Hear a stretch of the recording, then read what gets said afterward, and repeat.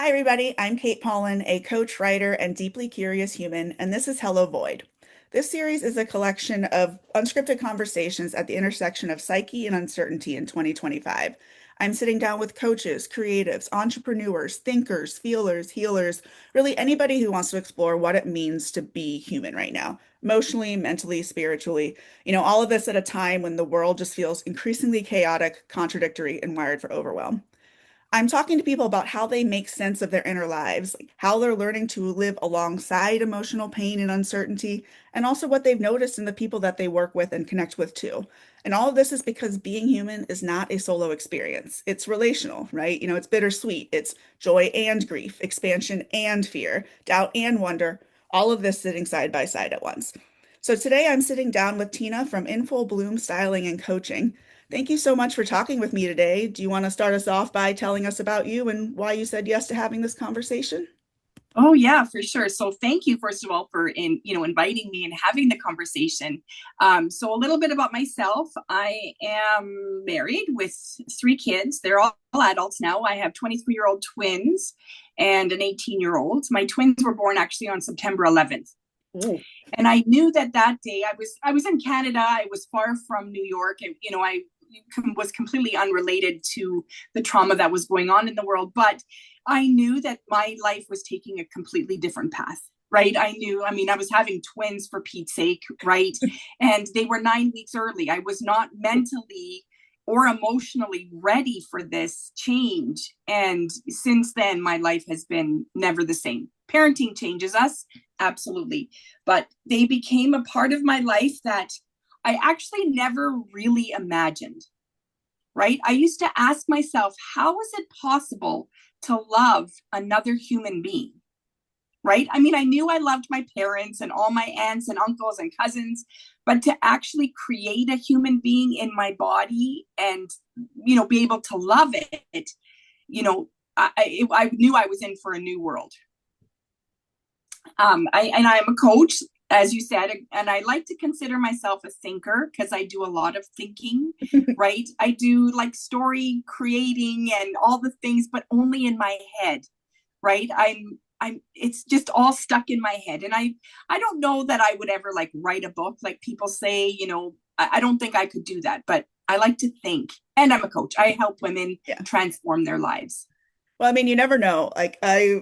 I think I've said this on a few other recordings that I've done, but a couple weeks ago, somebody told me I should start a podcast, and my response to them was, "No, nobody wants to hear what I have to say." And just goes to show, you never know. You never You know never what's going to know. happen. Yeah. Well, I do actually. It's funny that you say that. I do have a podcast. It's called Confidence in Bloom.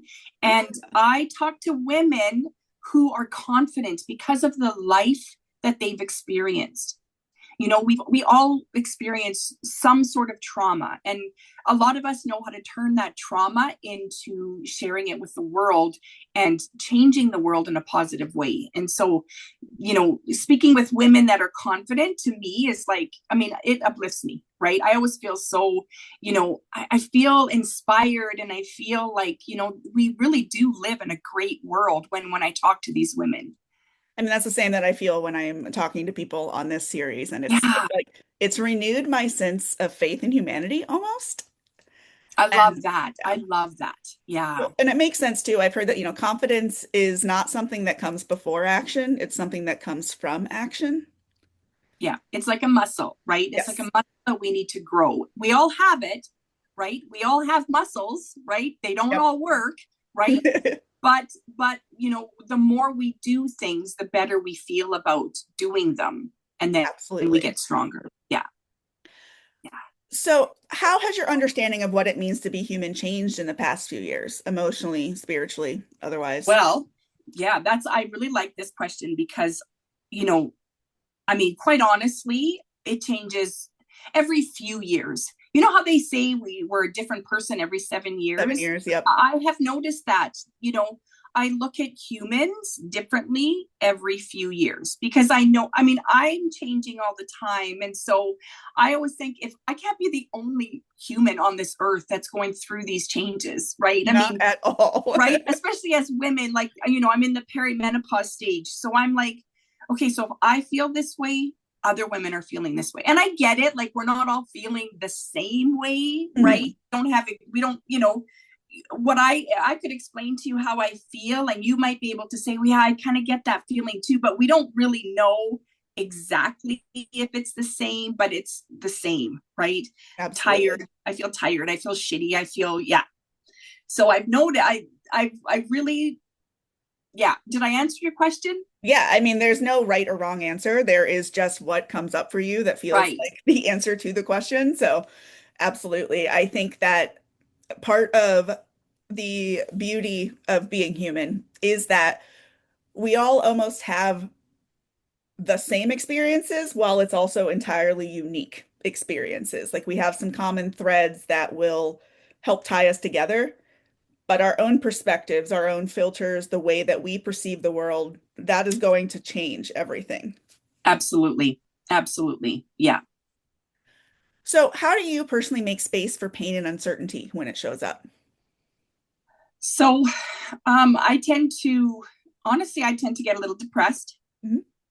Um, but when it hits me, like when I get there, I'm like, okay, I think today's the day that you need to, shape up or ship out, right? And ship out to me doesn't mean leave the world. Like Yeah. a ship out means like either you have to shape up, meaning like, okay, pull yourself together. Ship out means go out in the world, right? So Do something about it. I'm an energy, like I love people, right? My energy grows when I'm around people. I need that connection. And so when I start to feel really shitty and down and depressed, I need to put on jewelry, right? I need to wear jewelry and I need to go out of the house and be where there's a lot of people, Mhm. right? And sometimes it happens a lot. I find in the wintertime, I'm here in Canada. And so, it's not uncommon that we have a ton of snow and it's, minus 40 Celsius, it's freezing, right? But if that's the day, that's the day, right? I need to pull myself together and I go and I'll sit in a coffee shop. I'll have a nice hot coffee and maybe a cookie and I'll do some work or I'll read a book or something. But feeling the people around me really lifts me up, right? And Yeah. and so that's what I give for myself. Now I can't give that to others because we're all different, right? But that's what I give for myself. Well, I think the one of the greatest things that I'm hearing in that is that I feel like so often depression tells us to isolate. It tells us that we shouldn't want to be around other people or that other people shouldn't want to be around us or that they don't deserve to have to be around us.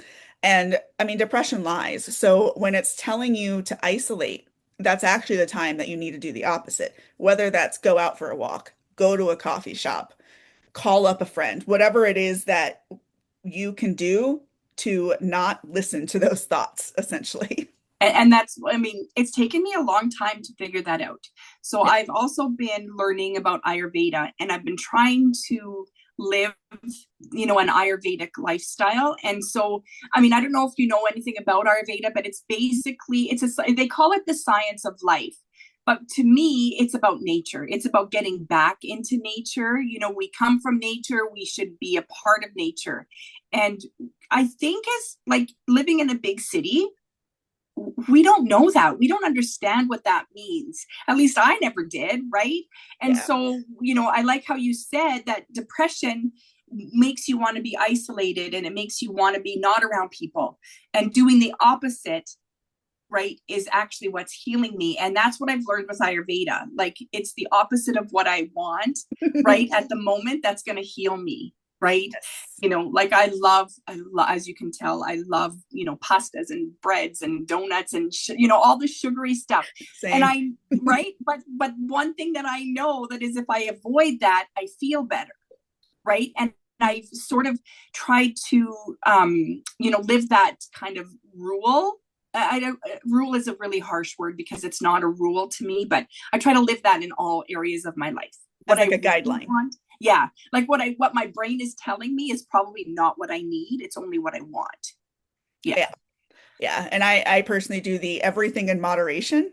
I'm not always great at that, mind you. And that is the mindset that I do my best to to But I adhere. mean, at least you're touching everything, right? Like you're having a little bit of everything that brings you joy. Yes. Yeah. Yes. And not having so much of it that it becomes hard to appreciate it. Exactly. Right. And that's the one thing that I've learned too is how to appreciate the little things in life. Hmm. Right? Like, okay, so I used to always really question, how did you celebrate yourself today? Right? That's a I hard don't, question for a lot of people. it's a really hard question. I was like, well, I don't know how to celebrate myself. Right. And some people would say, well, like write little, like little love notes to yourself and keep them in a jar, or, and so I started doing that from clients where they would send me little love notes and I would, print them out, and I have a jar here on my desk, and I was noticing I wasn't putting anything in them. Right. And so, but then I was like, wait a minute, I get my nails done. I buy myself jewelry when I feel like it. Like, I feel like buying myself a pair of earrings. So I go out and buy myself earrings. That's a celebration, right? Yeah. Right? Yeah. Yeah. And I think so often people will think that they haven't done enough. And I'm putting enough in quotes if you can't see me, but that they haven't done enough to deserve to celebrate themselves. And some days getting out of bed is enough to celebrate. Yeah. Like it's all about the perspective and what we're telling ourselves about what's happening. Yeah, it's so true. And I remember telling my kids, sometimes making your bed is it's a big chore for the Yeah. day, right? Like if you're not feeling, I have a son, my 18-year-old actually went through depression during the COVID um few years there. And I mean, there were days where he barely got out of bed, Hmm. right? And I remember saying to him, just make your bed. My husband used to like kind of get mad at him and say, make your bed, Yeah. thinking that that would help him. But I Motivate used to him. say to him, make your bed, see how good it feels that you've accomplished one super easy job. Yeah. Right? That's all it takes, right?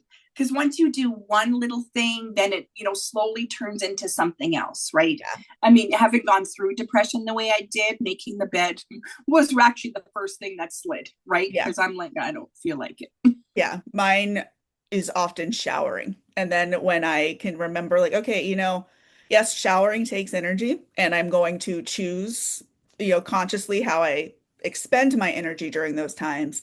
And when I actually shower, when I'm in a depressive mode, it is almost like I mean, it is an act of self-care. It's an act of pampering. It's actually choosing to do something for myself, even though it's Right. not always the easiest thing to want to choose in the moment. Right. And then you feel so much better after, right? And you think, Yes. how did I question that?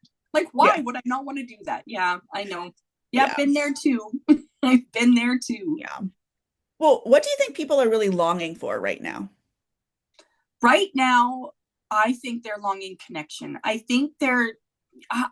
feel people want to be together. They want to be together at arm's length, right? That's what I'm noticing. Yeah. People, and I, now it could be, I grew up in an Italian family, and so being together like was a big deal. Like we needed to be together at most times. Yeah. And as our family has grown, that has changed, right? I mean, that's, which is normal. Some of us are having a really hard time with it even now. Like I've been married almost 30 years and I really miss the old days, but that's like the depressive, right? If you're Yeah. depressed, you live in the past. And so I have a hard time moving forward with that. But when I go out and I see people, I find people are one of two ways. They either want to really connect with people and they're like rushing to see, oh, there's so and so, I haven't seen you for a long time. Or, they're not allowing themselves to walk on the sidewalk together. Right? It's like they're scared of people even now, right? Like I was walking on the street not too long ago, and as I came down one, there was a lady walking towards me, and she actually got off the sidewalk so that I could walk alone. Now, yes, I'm a big woman, but I don't take up the entire sidewalk, right? Trust me, two of us can fit at the Yeah. same time. But it was like she did not want to be anywhere near people. Now, I don't know her. I don't know her Yeah. story. She might have just come out of a really bad argument that she didn't want to deal with people. I don't know. She might But have thought she really smelled, and so she was doing you a favor by right. stepping away so you wouldn't have to smell her. Exactly. Exactly. It could have been nothing what I was thinking. Hmm. But I really got that feeling like, wow, she doesn't like people. Right. And I mean, there's always been people like that. I don't believe that the pandemic, made that worse, Yeah. but I do believe that it made people afraid to be together. Do you think in a way that it also made people afraid to be with themselves? Mm-hmm. Mm-hmm. Absolutely. Absolutely. I was tired of being alone, Yeah. right? I had my son at home and everybody else in the house had gone to work and they were doing their thing. But my son was home, but he wasn't with me. Right. And so I was like, I'm tired of being alone. Right. But at the same time, I loved it and I needed it. Yeah. Right. And for me, it was a good time. Like it was timing was perfect because it was, my depression was kind of at its highest. Hmm. But when I say I needed it, it was, that's what brought me out of it because I Yeah. realized I really miss the world. And then when you can't have the world because we were all shut down, it was like, wow, how am I going to fix this? Yeah. Yeah. So Joni Mitchell's like, you don't know what you've got till it's gone. So one of Yeah. those lines. Yeah. And it's true, right? Yeah. Yeah. So in your work with clients and just what you've noticed in yourself and your family with people in general, what emotional patterns or struggles do you see people wrestling with the most in addition to connection? Yeah. So I believe connection is still, it's still that I think, you know, a lot of women, I work mostly with women. And so I notice, and in all honesty, most women are my age. And so they're also going through the perimenopause stage. And so they're questioning, who am I? Right? Like, who am I really? What do I really love? What do I want to love? What do I want to do? Right. And I feel, and I mean, I could be wrong, but I feel like this part of our life where our kids are sort of moving forward and they're doing their own thing. Yes, they still need us, but they don't need us the way we want them to need us or the way we're used to them needing us. And so now we're like, so now what?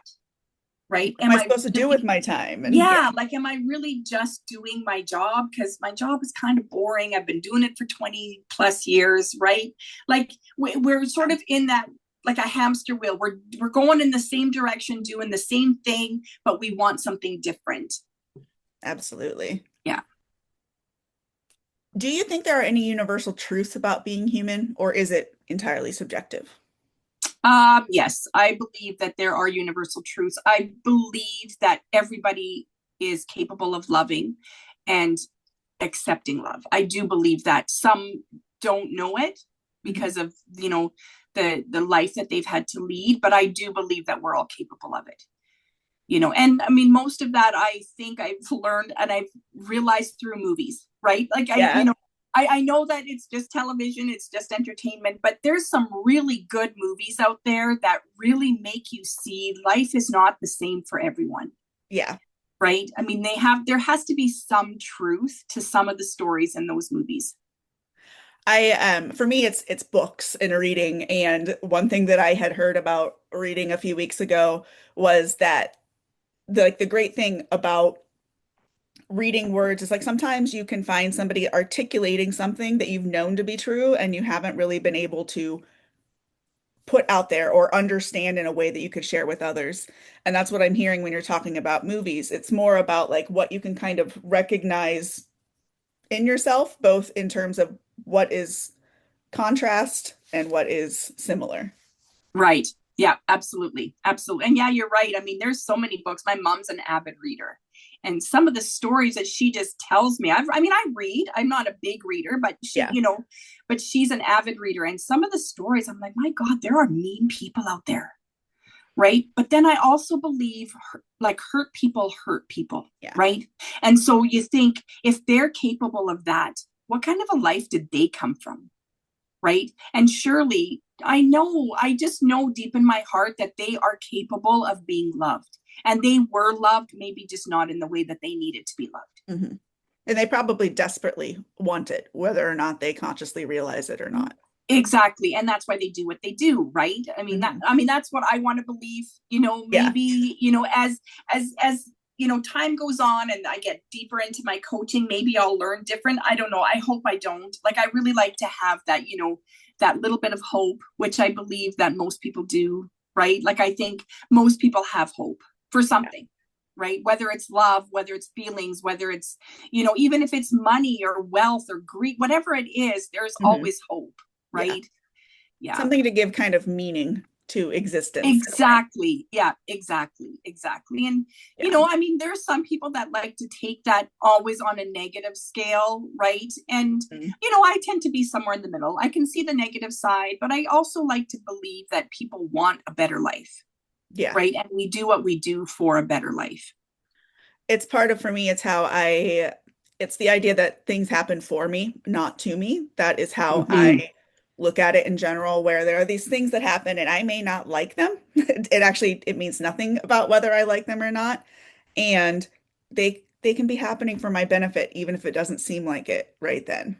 Right. And I've come to realize that just in the last few years, actually, I never really understood. I heard that saying, oh, I was in my 20s. So it was a Yeah. long time ago. And I think that's crap. Like, honestly, it's the same thing, right? It's just a different word.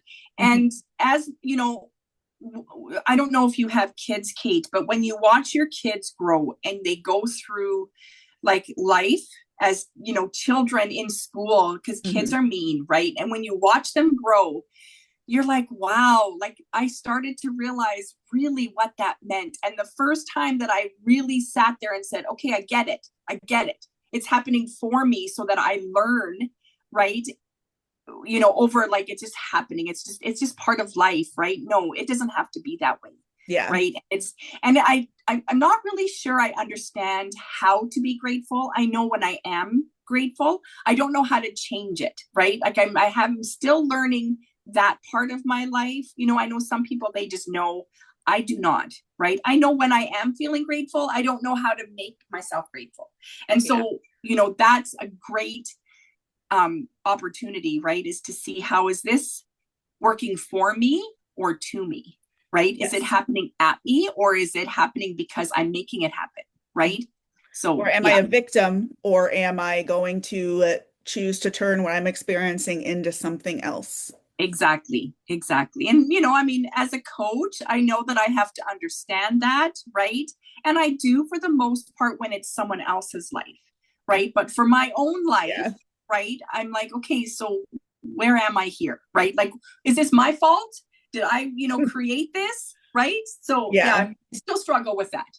Self-blame is something that I see often in people Yeah, when it comes to understanding and experiencing understanding what they are experiencing. absolutely. Right. And well, because it's easy to blame. Someone has to be to blame, right? Yes. And that's where, like, is this happening for me? Is this happening to me? Really comes into play is Mhm. when you play the blame game, right? Yep. Why does anyone have to be to blame, Yep. right? Yeah, I do not Sometimes it have happens. children, but it makes me think of my nephew. He's now 8, and it was like a year or two ago, he was telling his mom, he's like, but you're to blame for it. And we were both like, why does anybody have to be to blame for it? Like it's just a thing that happened. Like we can talk about it, and nobody, like, it's not about who's going to take responsibility for it. We all have our own responsibility in certain different ways depending on the situation. And the blame is often a way to keep yourself from having to feel hurt or other emotions Exactly. that you don't want to feel. Right. Or just dealing with the problem to begin with, right? Yeah. If it's not my fault and it's your fault, I can walk away. Yep. Yeah, I don't have to absolutely. do anything about it. Yep, That's right. Yeah. exactly. So, Tina, you have a free gift for listeners today. Do you want to tell us I about it? do. Yeah. So it's a 90-minute VIP session to my, it's an intro to my program, Get Your Shift Together. And Makes shift me is, giggle every time. Sorry. I know people really love it I too. love it so Uh, much. so shift obviously is an acronym for see what's really going on, honoring your truth, interrupting the pattern, feeling it to free it, and transforming into your new identity. Oh, I love that. Yeah, thank you. And I imagine that you'll have a link that I can put in the show notes for people who want to take advantage of that 90-minute VIP call. Absolutely. Yes, Fantastic. absolutely. Yes. And if people want to learn more about you, find out more about you, or contact you after, where would they find you? Yeah, so the best place to find me is Instagram at InfoBloom Styling. And on Facebook, I'm Christina Staffa Spoletini. And I also have a website, www.infobloomstyling.com. Great. And I will, again, I'll put all of those in the show notes. So for people with memories like myself, don't worry about trying to grasp onto it. It will be there when you're ready for it. And Tina, thank you so much for sharing your perspective and like being here, talking with me today. I've really enjoyed this conversation. Awesome. Yeah, thank you so much for having me. Definitely. And for anybody listening, if you want to connect with me or find out more about me or my coaching services, you can find me on my website, which is followthedopamine.life, on Instagram at followthedopamine.life, or over on Substack at Follow the Dopamine. And again, all links will be included in the show notes. And if this conversation sparks something in you and you want to explore what it means to be human with me in all of its bittersweet mess and beauty, I'd love to hear from you. Otherwise, until next time, thanks for being here. Tina, thanks again for talking with me. For everybody, thanks for being you. Bye.